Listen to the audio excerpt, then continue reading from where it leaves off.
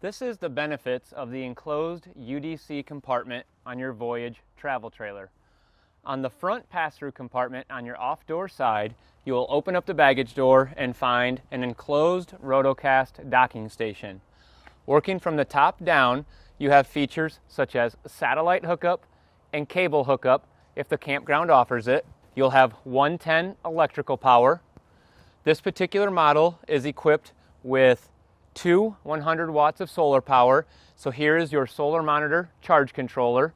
If your unit does not have this, you will see a solar prep sticker there to where if you'd want to add, you can tap into the electrical wires.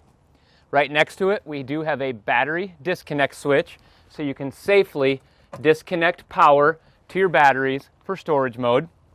As we move down, I do have an outside shower with hot and cold, which is easy to connect with a spray type faucet, easy to disconnect.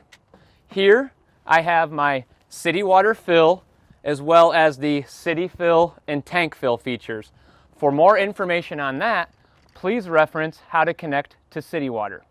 With all of this, you can remove this cap, run all of your connections up through the bottom, stay connected while closing your baggage door, locking it, and protecting it from the elements of the weather or from theft.